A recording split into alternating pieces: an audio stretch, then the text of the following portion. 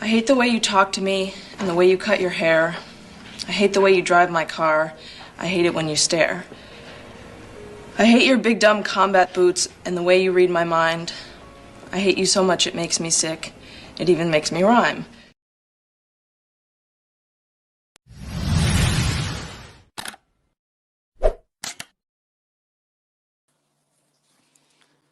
Salute, and welcome to the Nosy Ninja Network, where we follow hip hop beef, celebrity gossip, celebrity news, entertainment, Hollywood, anything extra, guys. We on it. And guys, today I want to talk about this whole beef between Drake and Kendrick Lamar. In my opinion, the score is tied 1-1 with Drake. You're on the clock, buddy. You are on the clock. All right. So guys, let's talk about it. Let's get it from scratch. You know what I mean? And a lot of people is making a lot out of this rap battle, this hip hop battle. It's not over yet. So a lot of people saying Kendrick won and there's no way for Drake to come back. I don't believe that. In my opinion, I don't believe that. As long as Drake is still around, he will come back. You know what I mean? He will come back. And Kendrick, he proved that he ready to go. He ready to go. Now, keep in mind, guys, me personally, I was going for, out of the big three, J. Cole. I had my money on J. Cole. You know what I mean? J. Cole, at the time, he did some what seemed to be, oh, okay, that's dope, that's good. I feel this respectable.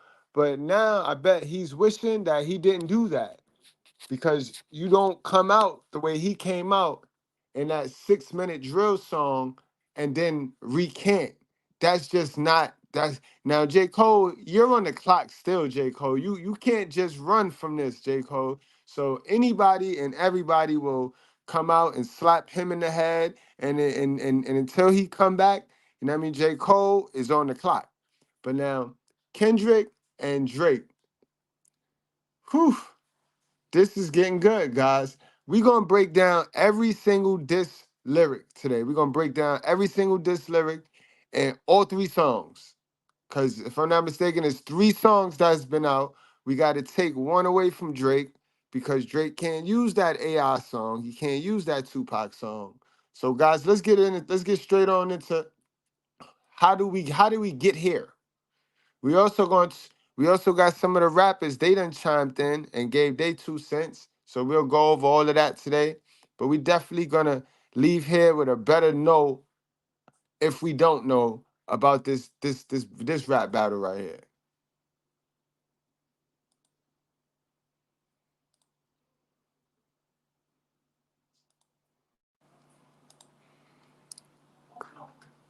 Kendrick Lamar has finally responded to Drake's diss tracks against him with his new song Euphoria. Rappers in the industry know exactly what the lyrics are about, so to understand their reactions, you first need to learn the truth behind the entire diss song. It begins with the title. Euphoria is actually a TV show that was produced by Drake. The TV show is based around high school students navigating their way through their first loves, friendships, etc. However, there's one character in the show that gets into a deep relationship with a grown man. Kendrick is sneak dissing Drake here, with him living out the role of the grown man in the TV show, having relations with somebody younger. This left one rapper reacting saying, "The title alone to Kendrick's diss track is spicy. If you know, you know." Well, you guys now know. Even Suge Knight reacted by saying, "Round 1 goes to Kendrick Lamar." But this is only the beginning, because the lyrics are unbelievable. Kendrick would begin the song rapping the lyrics, "Yeah, Cole and Aubrey know I'm a selfish guy. The crown is heavy, huh? I pray that they're my real friends. If not, I'm YNW Melly." Now, this is a jam-packed line. First mentioning YNW Melly, who allegedly is responsible for the passing of his 2 best friends, a YNW Sack Chaser and YNW Juvie. Kendrick is saying that he's going to turn into Melly on Drake and J. Cole. Now, while recording this video, Melly actually reacted from his jail cell. Reported by Bryson Paul reads, YNW Melly reacts to Kendrick Lamar's reference of him on Euphoria. The rapper tells TMZ, "Kendrick Lamar is one of my favorite rappers, so I do feel honored. I'm a household name same, just for the wrong stuff. Then Kendrick saying that Cole and Aubrey know that I'm selfish, the crown is heavy. Kendrick is actually referring to the big three of himself, Drake, and J. Cole, as Drake and J. Cole released a song together titled First Person S, where J. Cole disses Kendrick. So what exactly did Drake and Cole say about Kendrick that was a sneak diss? On First Person,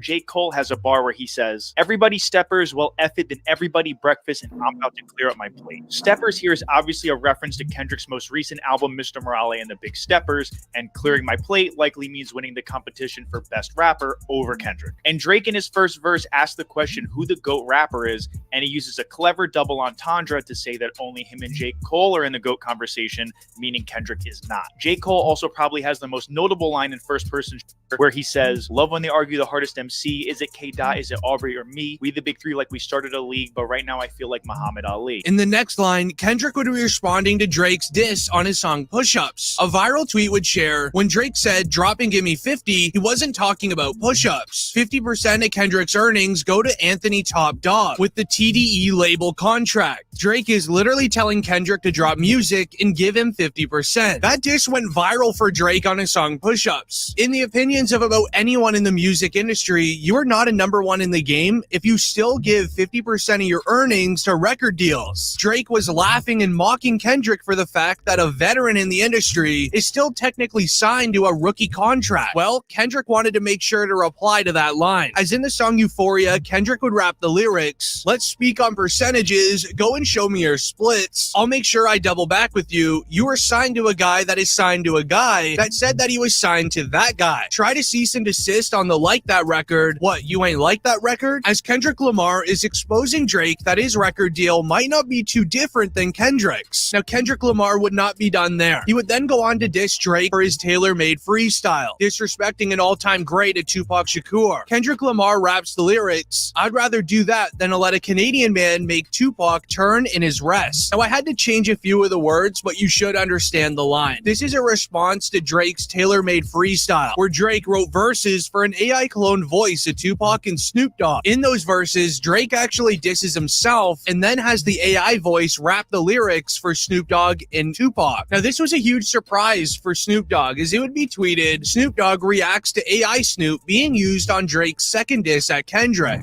They did what? When? How? Are you sure? Right off, everybody calling my phone, blew me up. What happened? What's going on?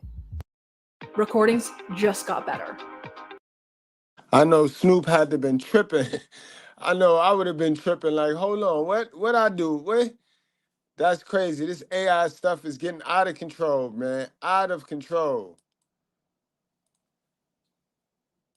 As this ended up leaving a few fans feel a little weird about this song. Some fans do believe that it was disrespectful that Drake did AI cloning of Tupac, as he is a legend in the music industry, but it did seem as if Drake did it for a specific reason because Kendrick did it before. It's also hypocritical for people to be saying that Drake using AI to sound like Tupac when rapping from his perspective is whack, because when Kendrick used AI to deepfake himself in the music video of The Heart Part 5 to look like he was rapping as Kobe or Nipsey Hussle, nobody criticized him and everyone just showered him with praise for that. This is also different than typical AI music, which is used to deceive fans into thinking it's a real verse from the artist, whereas Drake was rapping from someone else's perspective using the AI to sound like him, and rapping from someone else's perspective is something artists have been doing forever. However, in Kendrick Lamar's eyes, this is not the exact same thing, in that Drake is disrespectful for what he did. In my opinion, no one should be AI cloning anyone that is past in the music industry, but you comment down below what you think. Now, what many didn't realize is that Kendrick Lamar hinted towards his new song on the day that Drake released his tailor-made freestyle. A report goes and shares, Kendrick finally responds to Drake's diss songs, Push-Ups, and tailor-made freestyle. Kendrick posts a video of him doing chin-ups, hinting towards Drake's song Push-Ups, making it very clear that he has seen the disses.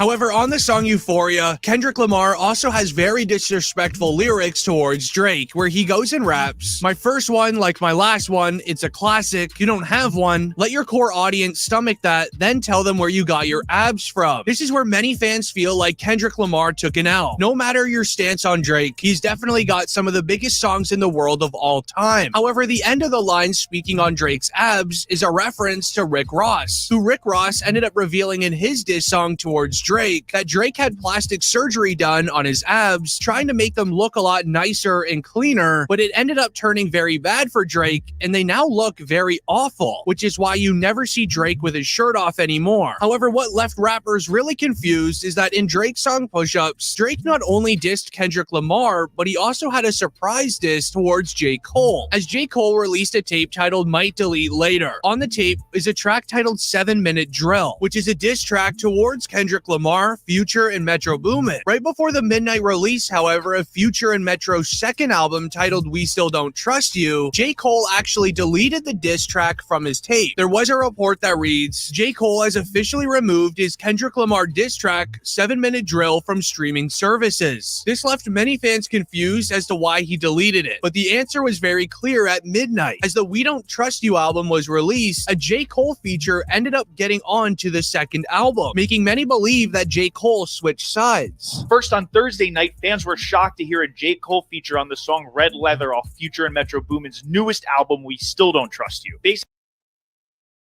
That's crazy right there, guys. That's crazy to me right there. That's why J. Cole went and apologized to Kendrick Lamar. And J. Cole, you straddling the fence, boy. You straddling the fence, boy. You a dangerous person, man. You're a I don't give a fuck how nice you is. You a dangerous person, bro. If that's your morale. Now, I got to play that one back, just in case y'all didn't miss that little caveat to this whole beef.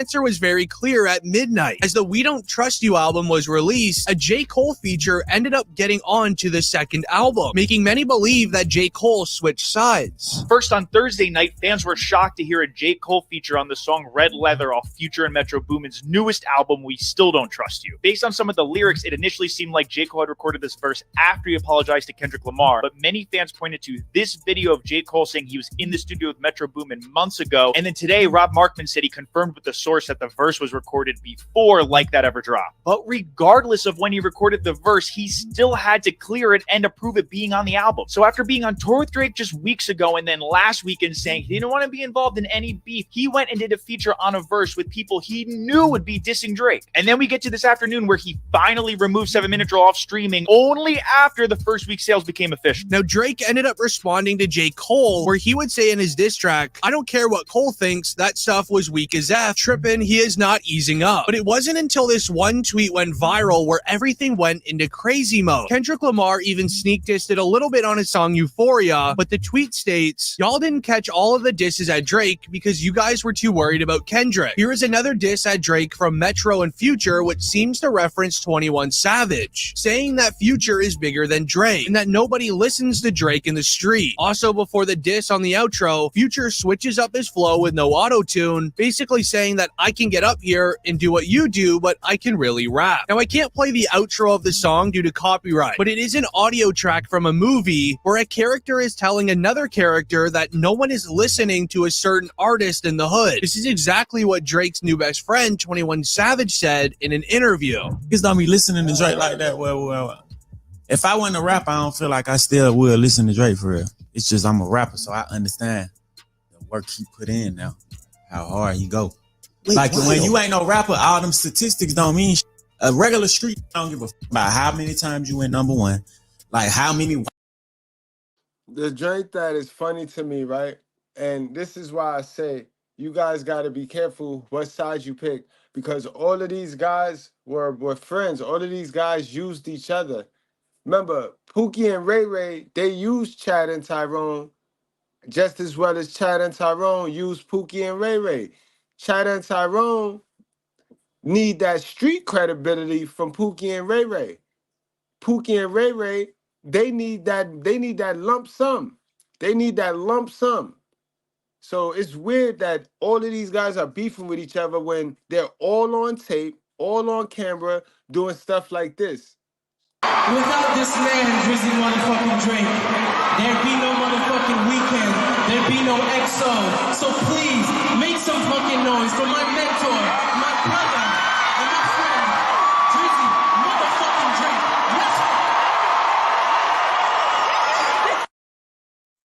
Mind you, I'm not here to pick no side, but it's gonna be difficult to try to win a battle with a man that y'all all sat here and shook hands with and really talk and elevate it. It's crazy to me, but let's proceed. White people listen to you. They don't even think that the farthest they think is the club. Who's selling this club out? That's who they think is the biggest. Like in Atlanta, it's a lot of who you really can't tell them Future ain't bigger than Drake. I always say it's cap. Man, but the guys, so y'all pretty much without getting copyright striked, like I got on the last video that I did, y'all pretty much got an idea of the disses that's on that new Euphoria song. Now let's go into the breakdown of some of the disses that was on the Drake push-up. The Drake's push-up. Let's explain that push-up diss song right there. And y'all tell me who y'all think is winning and who y'all think will win. I mean, y'all give me y'all opinion. The biggest moment in rap in over a decade just happened. I literally cover beefs on this channel and that's it. So this is like Christmas for me. If anyone has been following this channel, you probably saw my coverage of Drake and Kendrick's long-running beef, as it is the biggest video on the internet regarding that topic. This subliminal shit's been going on for a very long time. Just 1 month ago, I told you guys that Kendrick was coming with some shots, and you clowned me. Like I said, I mean, like, I'll put my entire YouTube channel on the line here. Like, Kendrick will have a response to these records. And then this happened. The big three, nigga, it's just big me, nigga, boom. And I've also been telling you guys that counting Drake out of this thing is a huge mistake. If you're gonna sit there and count Drake out entirely, like he has zero chance, that just tells me that you really haven't been paying attention. Drake. That's a fact. And it also tells me that y'all niggas is really distracted with this racism, this colorism shit. Cause I hear this a lot in this whole argument. I hear this a lot. Like, bro, it's okay if Drake win. It's okay for light-skinned brothers to win. You know what I mean? Us dark-skinned brothers, we the shit.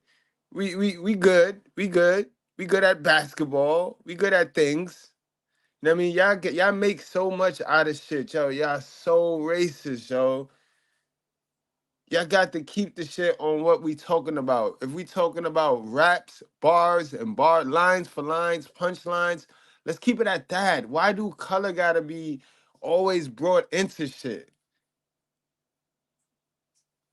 Drake just dropped an atomic bomb, and this will be my most exciting breakdown that I've ever done on this channel. I could barely keep it together, I'm not gonna lie. So right off rip, I wanted to point something out about the original track that we got, which was the unmixed version, where Drake started out the record with a big sigh.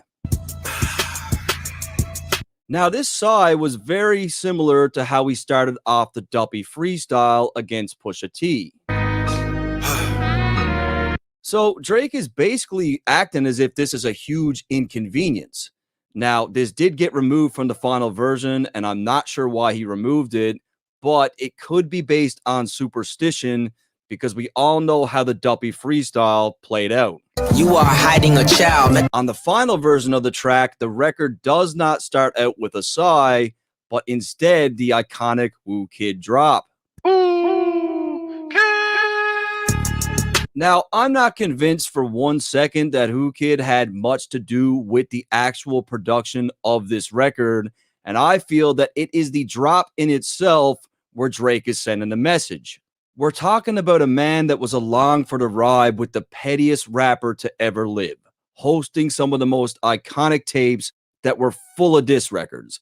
Drake is setting the tone for this war. Hey, young Metro, don't trust you. I'm gonna shoot you. There's no question about it that the drop is symbolic. Like, he's bringing us back to this era, like a very exciting era, the mixtape era, while giving us this moment himself. Another thing I wanted to point out about the leak is if you listen closely, you can hear that Drake samples Biggie's Get Money. I could never be nobody #1 fan. Now, there is some more intended symbolism behind the choice of this sample. Biggie's Get Money is essentially a story about a woman that he cheats on who becomes scorned and turns against him. Damn, why she wanna stick me for my paper? Now, this is going to make a lot more sense to you guys a little later in this video, but keep in mind when Future said this to Drake. Pillow talking, acting like a fed dog. And I also found a very similar line from a Rick Ross and Meek Mill track, and that track is only 4 months old. So place a bomb bet. You haven't won yet. Never. We thick on our corners. Come and get a small bonus. This what you call moments. Pillow talking, informant. Look at. And that's one thing. Me when I listen to this battle, I'm seeing already. I see a lot of bar swiping and bar borrowing. Even with the Kendrick new diss, right? Dope. I think it's dope. He get a point for that. Drake is on the clock now, but he used a lot of stuff that everybody else used in their diss rhymes. He used some stuff that Rick Ross said. He used some stuff that Pusha T said about him. So, you know what I mean? We're going to need some fresh disses. We're going to need some fresh stuff now. The recycle, regurgitated, just because a different person is saying it, it don't make it dope if we heard it already, guys. I mean, just keep your mind on it. I know some of us, y'all don't even really care about Kendrick. Y'all just hate Drake so much. Likewise, some of y'all don't even care about Drake. Y'all just hate Kendrick so much that you got to really focus in. Looking back at this now, I do feel like this was indeed a subliminal towards Drake that we just didn't catch. Drake is a massive gambling guy, and Ross references placing bets and collecting a bonus. He then echoes a very similar line to Future, calling Drake a pillow-talking informant. Stay with me. Drake starts off the record by responding directly to Future's shot on a track that was released on March 22nd called We Don't Trust You. And again, like I say, even with Rick Ross, these guys sit around each other and play let's pretend with each other, like, and then start dissing each other, like. When Meek and Drake did begin to have, slight differences, I'm pretty sure if Drake was with anybody else camp other than Cash Money, I may have been more vocal about it. But, I seen it was the two little homies. I seen what it was. It was smooth. I ain't tripping. But once again, the disconnect with what was going on over at Cash Money was even more obvious to me. Mm-hmm. You feel me? And, I always felt respect is a major thing. And, you came to the city, I showed you a lot of love. And I did that out of love. Yeah, that's just me, how I was raised. It wasn't because, A nigga #1 fan, dog. Sneak this and I don't understand, dog. It was on that track where Future claimed that Drake was his #1 fan, and Drake decided to clear that rumor up. I could never be nobody #1 fan. Your first #1, I had to put it in your hand. Drake stunts on Future by claiming that he could never be his #1 fan, pointing out how he was the first person to give him a #1 record, and that record was way too sexy. I'm too sexy for this girl. And as this thing progresses and we get more diss tracks, we can expect more of the same from Drake, as he pretty much helped all these guys early on in their careers. I did see a post on Twitter from Hip Hop by Numbers, and they did the analytics to show that Drake has helped 32 artists to get their highest rank on the Hot 100 charts. Without this man, Drizzy motherfucking Drake, there'd be no motherfucking weekend, there'd be no EXO. So please, make some fucking noise for my mentor, my brother, and my friend, Drizzy motherfucking Drake.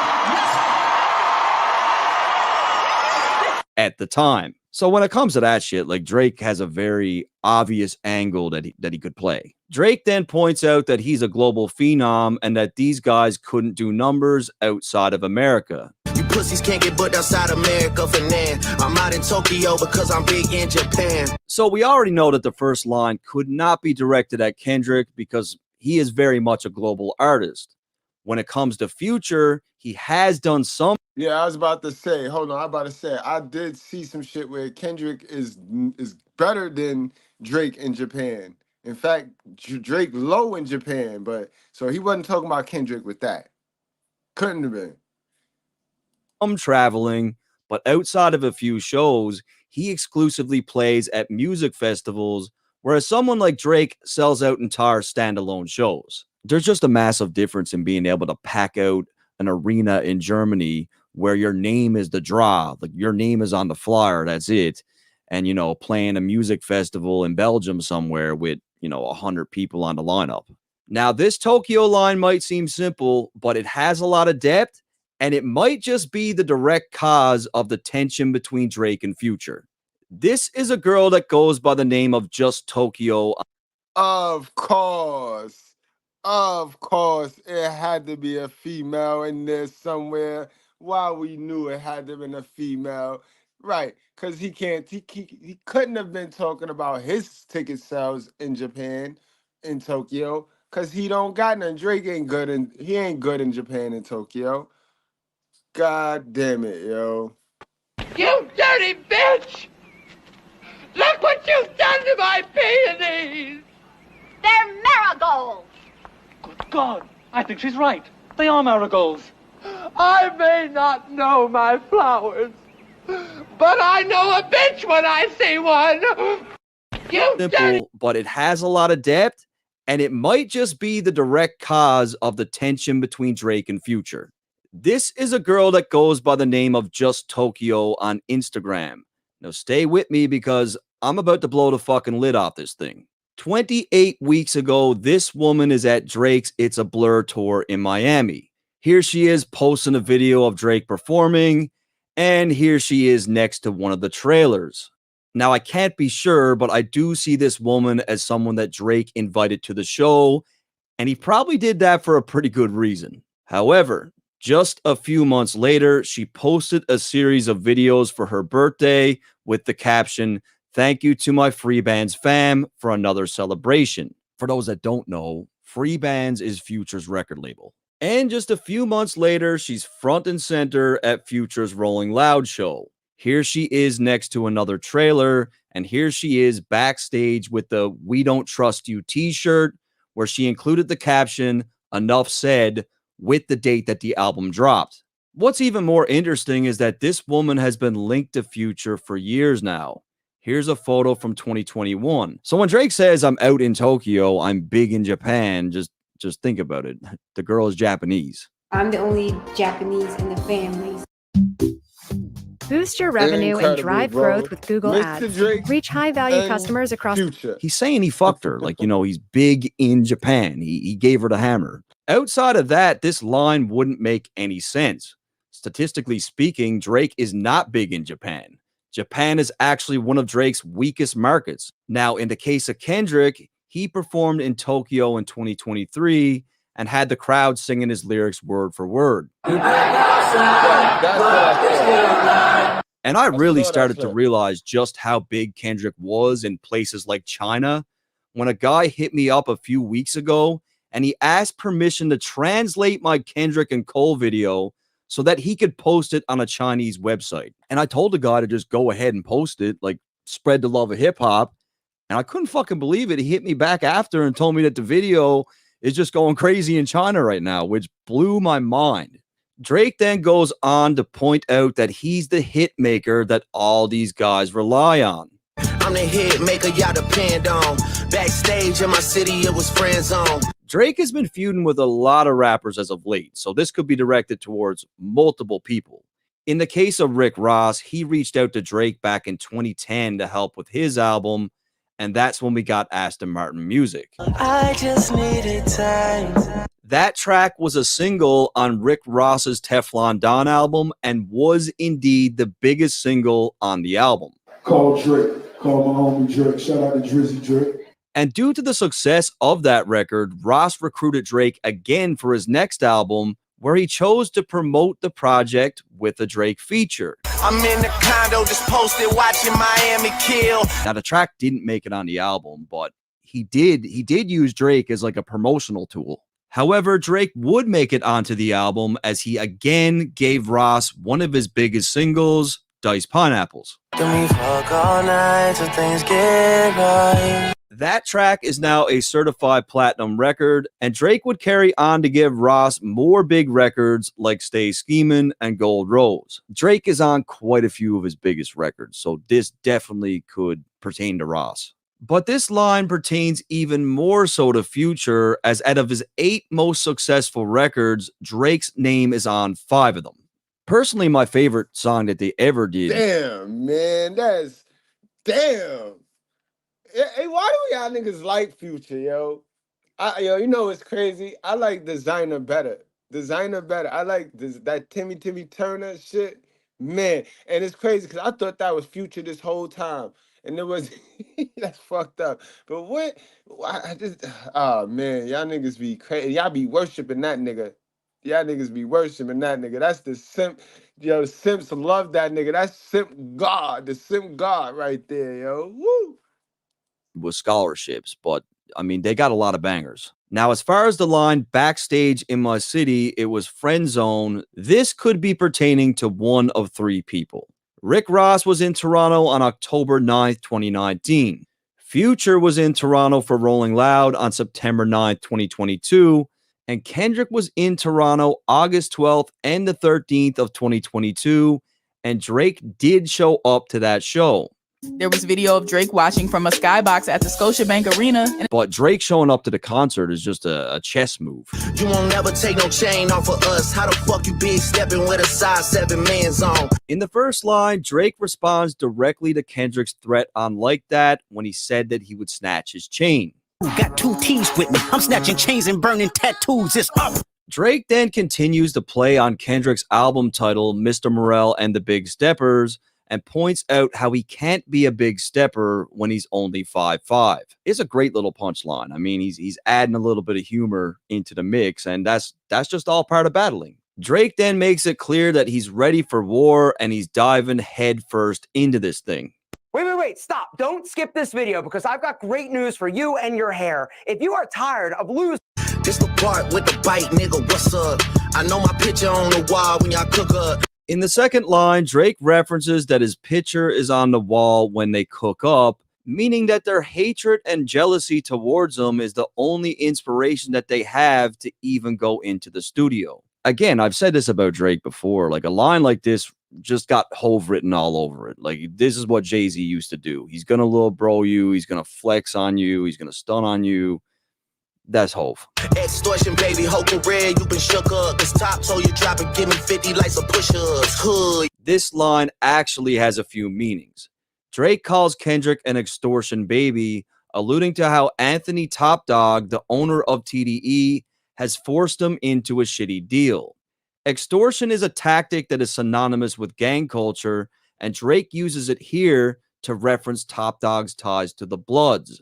This was actually something that J. Cole spoke about very early on. Niggas like, yo, yeah, he fuck with some dude named Top Dog. I'm like, who the fuck is a Top Dog? Yeah, he need to. He probably gonna fuck up his career. Some hood nigga that got this nigga locked up. Like, Drake then that's key right there. That's key. Mentions that Top Dog tells Kendrick to drop and give him 50, alluding to how Kendrick is like a little soldier and Top Dog is the sergeant, aka the boss. Drake then continues on by mocking Kendrick's ad-lib from his track Silent Hill. Push no more of me like, But the line only gets deeper as Kendrick allegedly had to split 50% of his profits with TDE.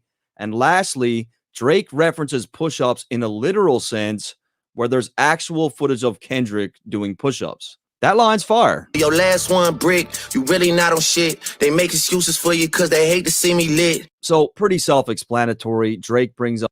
I kind of like that bar right there. I think y'all slept on that bar. I do think that a lot of niggas want to see Drake fall on his face because he's been moving like the New York Yankees. he got that New York Yankee vibe with him. And a lot of people hate the winner. Like you could root for him when he a loser, when he an underdog, right? You could root for him when you want to tear Jay-Z down, right? So you'll prop Drake up because you a Jay-Z hater. But then when you get tired of Drake, you know what I mean? You ready to tear him down. So and it's just a nasty, repetitive cycle that goes on in a certain community. But I'll progress.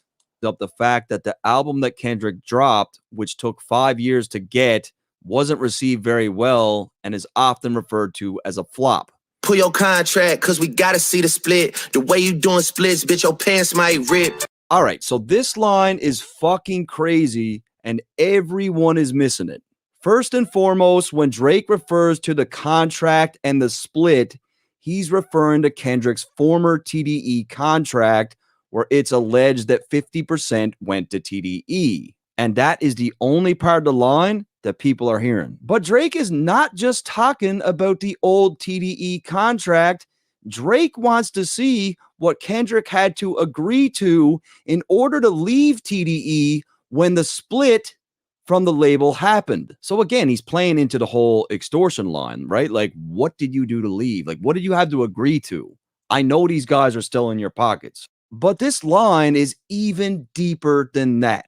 You need to pay attention to when Drake says the way you're doing splits.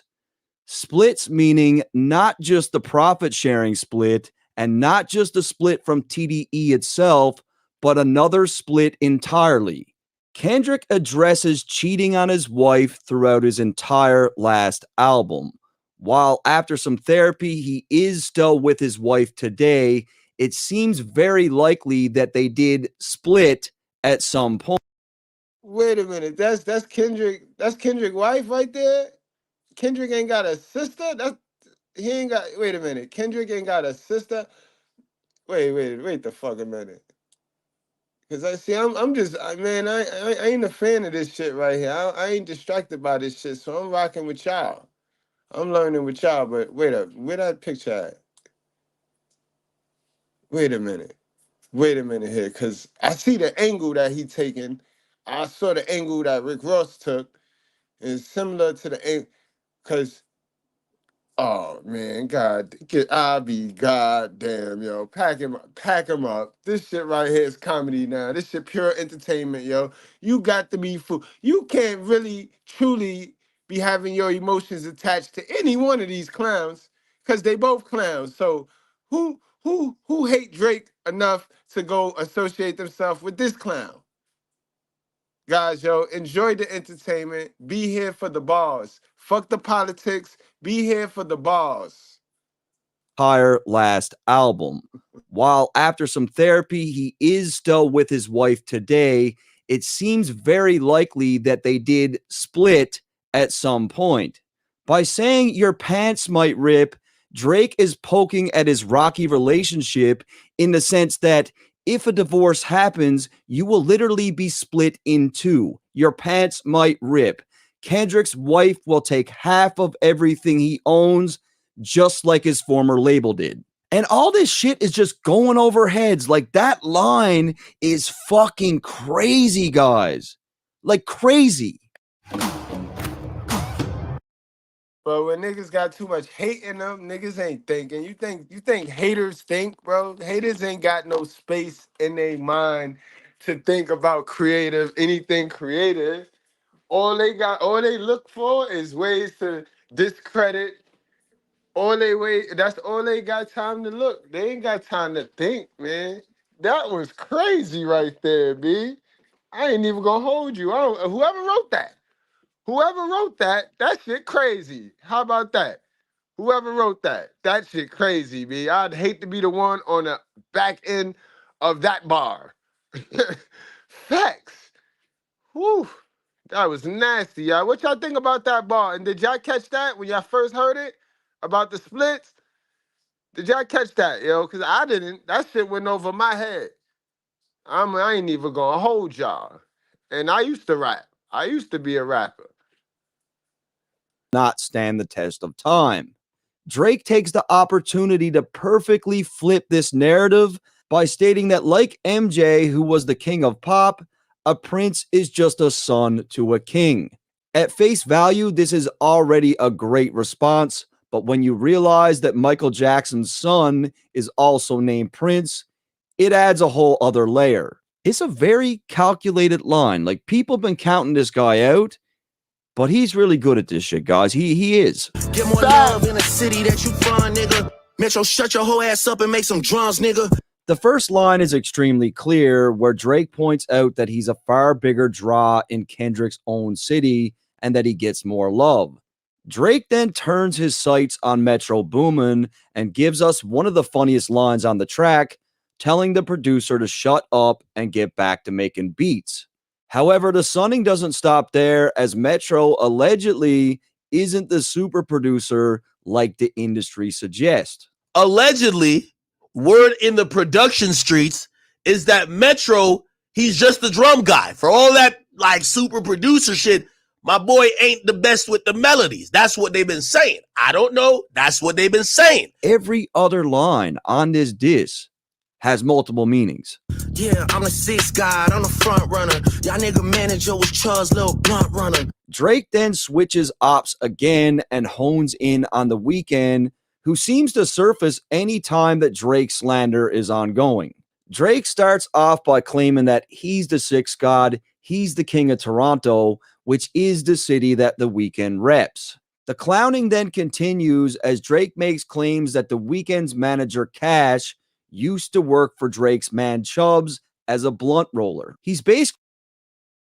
Without this man, Drizzy motherfucking Drake, there'd be no motherfucking Weekend, there'd be no EXO. So please, make some fucking noise for my mentor, my brother, and my friend, Drizzy motherfucking Drake. Let's go. saying that the guy was like a lackey, like a servant, a personal assistant. Playing a six and you boys ain't even come from it. And when you boys got rich, you had to run from it. Drake proceeds to take shots at members of The Weeknd's management team, pointing out that they rep Toronto when they aren't even from there, which would evidently be true, as the co-founder is originally from Iran and the CEO is from Lebanon. Drake then continues to say that as soon as these guys got their hands on some money, they bounced.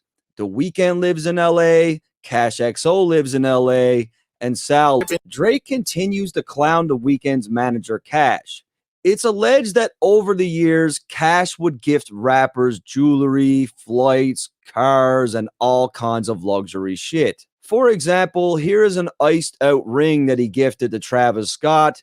And 1 month ago, he gifted this XO chain to Future. And that's exactly who Drake is also making fun of in this line. And he does that by referencing Future's flow from his track Wicked. What's the difference between selling on a marketplace and selling with Shopify? When you build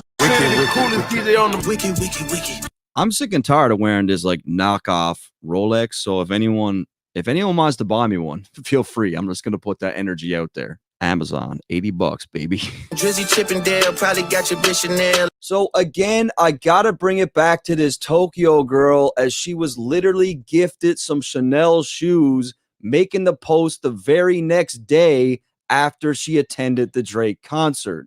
Drake also references the cartoon Chip and Dale, who were two chipmunks that helped everybody the name Pluto. Rolling loud stage, I would turn, that was slick as hell. Shit'll probably change if it BM start to kiss and tell. Drake acknowledges the moment at Rolling Loud where Future and Metro played an early version of Like That for the crowd. People seem to think that this line is about Travis Scott, but they are wrong, as this line is most definitely about Future. Drake is claiming that Future's shows might look a little different if his BM, aka Baby Mama, starts to kiss and tell. First and foremost, one of Future's baby mamas is Sierra, who had a track Kiss and Tell. However, when I looked into this further, I found that Future has 8 children with 8 different women, but due to the fact that Drake uses the initials BM, I've narrowed it down to this woman right here, Brittany Mealy. Now, Future has had a real rocky relationship with this baby mama in particular, including a recent court battle for child support, which she won. Now, Drake seems to be in contact with this woman, and it would appear that she has some career-altering dirt on Future that Drake now also knows about. Hugs and kisses, man, don't tell me about no switches. I'll be rocking every fucking chain I own next visit. In the first line, Drake takes a shot at The Weeknd, calling him soft, as his XO label is sometimes interpreted as hugs and kisses. The line, of course, also acts as a rebuttal to Kendrick's line from Like That, where he's talking about switches, and Drake is basically claiming that Kendrick's not built like that either. I'll be rocking every fucking chain I own next visit. Hey, I'll be with some bodyguards like Whitney. Again, Drake is responding directly to Kendrick's claims on Like That, where he name dropped his bodyguard 2T's and claimed that he would snatch Drake's chain. Drake's coming with that energy, man. Like he's coming, he's rocking every fucking chain next visit. That's hard. However, it is really the second line that got a lot of people talking. First and foremost, Drake claims that he's with some bodyguards like Whitney, which is an ode to the movie The Bodyguard, starring Whitney Houston and Kevin Costner. This movie is about a bodyguard that is hired to protect Whitney, and they end up falling in love. To further complicate this whole thing, Kendrick's wife's name is also Whitney, which could mean that she slept with her bodyguard. When Drake really... Damn, bro. God damn, bro. Damn it, Roy. That was nasty work right there. There ain't no such thing as off limits. Don't go getting soft now. Ain't no off limits. Nothing is off limits in the battle, guys. Nobody is off limits. He wants to put emphasis on something that I noticed over the years is he tends to drag out his words. We saw the same thing with Duppy Freestyle when it came to Pusha's wife. Let it ring on you like Virginia Williams. And stick around, guys. We're gonna break down the Euphoria song. And just think about it. Like, if this is actually true, and Kendrick hired a man with his own money to protect his wife, Whitney, like the movie The Bodyguard, and she really was fucking around on him like that, this line is even more fucking crazy if this is true. And I'm so committed to this whole thing that I literally watched the entire movie last night with my girl. And while it didn't do much for me, it made me remember that Drake has mentioned this movie before. Bodyguards don't look like Kevin Costner, you tweaking. When we look at just how calculated Drake is, I don't believe for 1 second that Drake is mentioning this movie again on one of his most scathing diss records of his entire career. Just pulled up to Whitney, Houston, Texas for the evening. I think this is a true subliminal in the sense that we don't get it, but Kendrick does. Even Pusha T admitted that he felt like Drake was exceptional at these types of subs. You know, lines here and there that I feel like, and he's really good at that. Like, he's great at that. Great at that. Yeah. Broader line that like him and goes under the radar. And he's one of the best with the sub. Yeah. Look, guys, where there's smoke, there's fire. Kendrick has had plenty of issues with his wife, and I'm standing on this one. Drake knows something. Bring up this 50% narrative. He's not speaking in the past tense, and he's making it seem like even today, Top Dog still has his hands in Kendrick's pockets. It's very interesting. Something else to mention about this little hook is that Drake is paying homage to Mike Jones, dropping Give Me 50. Now, beyond paying homage, you can best believe there's a reason why he selected this record. I just can't figure it out. Niggas really got me out here talking like I'm 50. Niggas really got me out here rapping what I'm living. Coming off the iconic Woo Kid drop, Drake claims that he's attacking the situation like 50 Cent. Bear in mind, 50 does indeed have a history of dissing a bunch of rappers on a single record. And when he says, like, you got me rapping what I'm living, he's just meaning, like, I'm coming with facts. Like, I'm giving receipts. I really did give you your first #1. You really did leave Toronto. Your album really did flop and came 5 years. I really am way richer than you. I really am way bigger than you. I really do have all the most #1s. He's rapping what he's line is directed at John Morant, who is known for doing a dance called the Gritty. When Metro posted a tweet that said, once you pick a side, stay there, Ja seemingly sided with him by retweeting stay on that side. When Drake says we all know why you're mad, he's likely referring to how he was spotted on a date with Brooklyn Nicole, and she is Ja Morant's ex. When you think about it, man, like the way it seems right now, Drake's got most of these dudes shook over pussy. Really, like not all of them, but a lot of them. And that fucking song y'all got to not start the beef with us. This shit been brewing in a pot now, heating up. Pretty self-explanatory. I told you guys this 4 months ago, and a lot of you guys said I was crazy. I don't care what Cole think, that dot shit was weak as fuck. Champagne tripping, he is not fucking easing up. And while Drake doesn't really say anything bad about J. Cole, he does kind of stunt on him a little bit by just showing that he's not afraid to do this shit. This is further solidified when Drake claims that he has no intentions of easing up, possibly alluding to Cole's apology for his diss. Everyone was basically claiming that J. Cole was the only person capable of going toe-to-toe with Kendrick, and he bowed out. I feel like Drake was very disappointed with this is not fucking deep enough. This is one of my favorite lines on the track. It's just such a hard narrative flip, given the fact that all the biggest artists in the game are teaming up on Drake, and he's still saying, sorry, that's still not enough. Numbers wise, I'm out of here, you not fucking creeping up. Money wise, I'm out of here, you not fucking sneaking up. Cornball, your show money, merch money, feed us. When Drake finds these little pockets like this, like it just reminds me so much of Jay-Z. Like, your show money is merch money to us. Like, it's just that braggadocious money talk, numbers talk. Like, what are we doing? What are you talking about? What if is a symptom that prevents individuals? What if?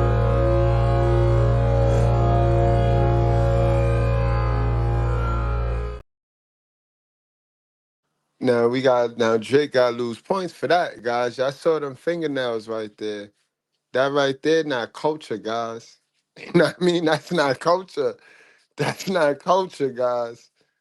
That's not culture. You know what I mean? So, like I said, Kendrick on the clock, man. Kendrick come back. I mean, Drake, you on the clock. Kendrick came back. Drake, you on the clock, bro. Damn. If I never feel just right. This is by far the most confident Drake that we have ever seen going into a battle. Now, we don't know what Drake knows, but I'm going to call it right now.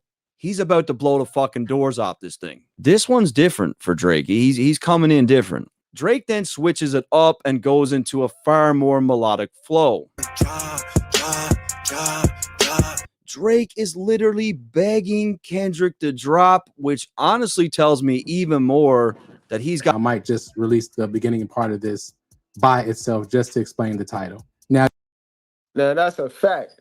That title, the title was a whole algorithm. The title was a whole algorithm. Like, the shit was crazy when you thought about it, and it's like, wait a minute. It is a movie. That shit a movie. Like, it's a real movie. Like, wow. That's creative. That's creative, bro. Now, Euphoria is the hit show. I believe it's on HBO. It's produced by Drake, executive produced by Drake. And it's about, unfortunately, it's about a lot of things. It's about mental illness. It's about drug use. But it's about these things and younger high school kids. Wow. Them dealing with these things. We're Liberty Pauses. You see how Our deep mission. he went? Boy, no diddy. Boy, already, just by the title, he already went in. Like, he already started to get crazy on him. Like, made him think.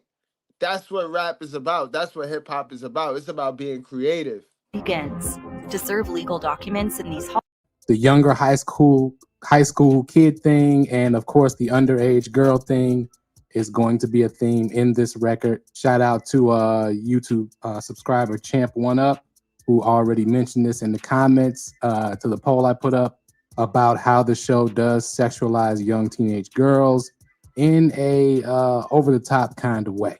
Now, the cover art for the song on Kendrick's channel is the definition of euphoria, and I'll read it now. Euphoria, a feeling of well-being or elation. Now, that is how Kendrick feels now that the battle is finally officially underway. Next definition. Apparently, it is the change in mood, the feeling of euphoria and reduced anxiety that prompts people to start using this dangerous drug. Now, this, I believe, is a reference to what fame can do to people. And I think Kendrick is referencing maybe what fame has done to Drake. When we get to the first part, the intro part, the smooth part, he's going to address that a couple of times, as though Drake is falling victim to maybe being addicted to fame. Now, the show Euphoria has a lot of scenes in it and a lot of stills in it where they reference timeless art pieces, very historic art pieces, with shots during the show. It's what it's known for. Now, we know that the debate between Kendrick Lamar and Drake is substance versus, I guess, popularity is a better way to put it. And I think what Kendrick is saying is that this song is going to be Euphoria, which means it's about cute versus creative. You know what I mean? It's cute versus creative, guys. That's what it's about.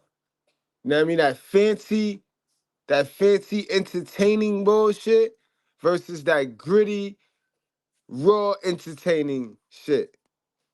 And the people sold on the bling. The people sold on the fanciness. that it's going to be long-lasting art, which is all I create. You know, my albums are classics. Yours are not as classic. Let's just put it that way. You're more of a pop artist. I'm more of an artist. It's the Prince Mike Jack thing coming back again, just in the title of the record, referencing the show that Drake produces. The Prince Mike Jack thing will be a theme throughout the verses. Let's continue. But before I get started into it, I'm probably going to split this video into two parts. It's going to be very long. As I'm recording this, I've already gone through an hour and I'm just about halfway through the song. So I double back to do the intro because I'm probably going to release this as a separate video. Then we'll do the other two. This will just be a preview. This will be a part of the first part of the video as well. This is only 3 minutes and 3.5 minutes. But like, share, subscribe. We're going to get into the verses. Got to stop it right there because it's heavy already. Now, the intro, it's in reverse. The everything they say about me is true. I'm guessing that's just a direct shot at Drake, maybe him mimicking Drake saying everything they say about me is true, or everything Kendrick is about to say about him is true, versus Drake kind of making up angles from Mr. Morale and the Big Steppers. And I'm getting ahead of myself, but we'll get to that later. Them superpowers get neutralized. I can only watch in silence. So that's Kendrick basically referencing him. Look at Drake, basically shoot all the games and things that he could at the beef, so to speak, addressing the AI. I looked at it as, we always say over here, Drake is the machine. That boy got a machine behind him, which equates to having superpowers. And he's saying all them superpowers is getting neutralized when he opened his mouth with that realness. Devil can't beat God. Tracks addressing the Twitter bots. You know, if you search Kendrick's name, there's a bunch of Twitter bots that were just insulting him, kind of filling the timeline up so that you couldn't really see any posts about Kendrick. He's also referencing superpowers like titans of the industry, so to speak, who are supposedly backing Drake. So he's saying that they're also getting neutralized as well in this battle, and also by the artists who are kind of forming against what's been rumored to have been going on behind the scenes as far as people's publishing and that. I think he's referencing that as well. The famous actor we once knew is looking paranoid and now spiraling. Now, of course, Drake was Jimmy Brooks in Degrassi, the television show, the Canadian television show. And the spiraling part could be a reference to the character being in a wheelchair. I'm not sure. That would be kind of crazy. But that's what he's talking about there. The famous actor, of course, is Drake. And also Drake is famous for just being an actor in general. He's going to keep mentioning that as though he's acting as a rapper. He's acting as this tough guy. He's acting as this down for the culture person. But really, is he just a wolf in sheep's clothing, as so many people have accused him of being? Is he fake? Let's continue. You moving just like a degenerate, heavy antic is feeling distasteful. Now, degenerate art is art that it's a name that was given to art that they did not deem in line with their values. So using that line against somebody who is half Jewish, Drake probably definitely caught that one. I'm not 100% sure that's what Kendrick is saying. I'm pretty sure that's what he's saying though. Just Google degenerate art and you'll see what I'm talking about. I think that's what he's saying because he's saying it's feeling distasteful. What he talking about, guys, right? I don't know if you guys know this, right? When Drake responded, right after Kendrick Lamar dropped Euphoria, Drake went to Instagram and he did this. I hate the way you talk to me and the way you cut your hair. I hate the way you drive my car. I hate it when you stare. I hate your big dumb combat boots and the way you read my mind. I hate you so much it makes me sick. It even makes me rhyme. Kendrick is calling this distasteful because we don't know this humor. The market that Drake market to, us, we don't know that. None of us saw that movie. 10 Things I Don't Like About You. You know what I mean? Majority of us did not see that movie. So for Drake to use that as a clip, because in Euphoria, Kendrick had a part where he said that saying he did a line like that. I hate the way you. That's degenerate shit right there, and it's distasteful because nobody caught it, bro. And Drake tends to do that a lot. And that's because he's trying so hard to identify with a culture that he really don't know nothing about. You know what I mean? He really don't know nothing about it. He think it's cool to take pictures with Sexy Red and have Sexy Red sitting on his lap. He think that's some cool shit. Like, really, the whole culture know that shit is not cool. Tactics and mindset of that regime was definitely distasteful, and to degenerate is to lose your ability and faculties over time. So he also feels like Drake is degenerating during the battle. He says, why calculate you as calculated?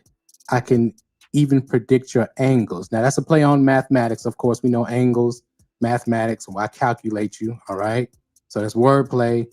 He's also saying that your angles are not as complex as you think they are. Right? So why calculate you? I don't know why I can't talk. Why calculate you, not as calculated? I can even predict your angles. Fabricated stories on the family front because you heard Mr. Morale. Now, again, Drake's angles came from Mr. Morale and the Big Steppers album, as people speculated that Kendrick was kind of bearing his soul in a 444 Jay-Z type album way with the stories for Mr. Morale and the Big Steppers. Now, a pathetic master manipulator, I can smell the tails on you now. Now, that doesn't seem like it's a heavy line. That line is dope. And I don't want y'all to miss that line. That's one of them Drake lines right there. I don't want y'all to miss that line right there. I'm going to play that one back because a lot of y'all missed that line. I know y'all did. Y'all rooting for the man and don't even know why y'all should root for him. Just hateful, yo. God damn it.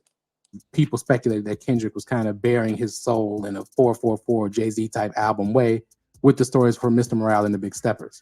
Now, a pathetic master manipulator, I can smell the tails on you now.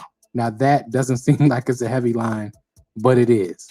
Trying not to get too political or religious. Okay, certain groups are painted as being master manipulators. That is a slur. Let's continue. I can smell the tails on you now.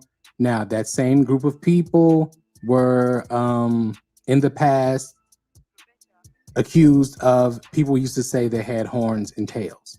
Okay. The degenerate group, the art, okay. They used to say they had horns and tails. That, of course, is not true, but Kendrick is using these as digs towards half of Drake's family. And it's also a triple because, of course, he's using tales as in the stories Drake is telling about Kendrick and his family is a lie. And also tales as in the tales, the females, the women that he chases. I can smell the tails on you now. He's going to address the type of women Drake likes later on. Also the Euphoria title, all that ties into Drake's preference. Basically, first. Now that was one of my favorite parts of this song right there, because that is truly this man got the knowledge. This man shouldn't even be going back and forth with Drake. Like he should be putting his money towards something else now. He shouldn't even be fucking with the devil anymore. Sometimes in our life, right? we gotta mess with the devil, right? We gotta run with him. And then it's time to it's gonna come a time where we take all that shit that he tried to sugar us up with to get him to do his deed and do his bid, and we got to jump ship and get that shit to God. And whatever God say we gonna do with the money that we earned while we was working with the devil, so be it. But at some point, we got to, you know what I mean? Because a man that's that knowledgeable. Y'all heard that last bar? That last bar was how the meek gonna inherit the earth. Remember when they hear that? The meek shall inherit the earth. A lot of y'all poor folks think that meek means staying poor. God gonna bless the people that manage to stay poor and survive poverty. It don't got nothing to do with that. It got everything with giving your kid the information that you didn't have, the sharpest tools, sharpening your tools, not using these tools because the tools are information, and passing those tools off, teaching those tools to your kids so that your kid will then have the tools to inherit the land. A man that know that should not be playing with the devil, shouldn't be in the devil's game, bro. You know what I mean? So technically, truthfully, there ain't gonna be no winners, but it's 1-1. It is 1-1. Drake, you are on the clock, sir. You're on the clock, bro. You got to come back. You know, no matter how long you take, you know, you can't take too long now. But you got to come back, Drake. Or this will be another L. This will be 3. This will be 3. You still doing better than LeBron, bro. So don't worry about it. You're still doing better than LeBron. But this will be 3. Common Sense gave you 1. Pusha T gave you 1, and Kendrick Lamar will be your next L, Drake. And then on you now, bro. Ain't that a mug, right, Drake? Without this man, Drizzy motherfucking Drake, there'd be no motherfucking weekend. There'd be no EXO. So please, make some fucking noise for my mentor, my brother, and my friend, Drizzy motherfucking Drake. Let's go.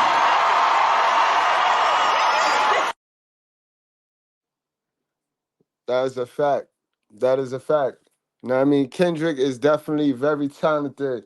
He is very talented. Drake is talented, man. Drake is talented. You know what I mean? Remove your feelings and how you feel about him. It's 2 talented people right now. We dealing with 2 talented artists. And guess who benefits? Us as the fans, the hip hop heads, we benefit. You know what I mean? It's really good. It's a good time. It's a good time to be in sports entertainment, sports, rap, hip hop. It's a good time, yo. Everybody is giving their all. You know what I mean? Everybody going hard at each other. Competition breeds good product. Remember that, guys. You know what I mean? So yeah, I hope y'all got the message today. I hope y'all enjoyed. You know what I mean? I told y'all, ain't no winning yet. It ain't over yet. They still got this is battle. This is war. So y'all let me know who y'all think is winning, who you think will win. You know what I mean? Because winning and the winner is 2 different positions. You know what I mean? Y'all let me know. Let's continue the conversation down in the comment section. Those of y'all watching on the playback, let's continue it in the comment section. Don't forget to hit the like button, the 3 dots in the top right part of your screen. Hit the 3 dots in there. You're gonna see the like button, guys. I appreciate y'all. Salute to where is the dirt? Salute to What's Next. Those are the 2 channels, and I have their link in my description box, guys. Appreciate y'all. Y'all have a good night.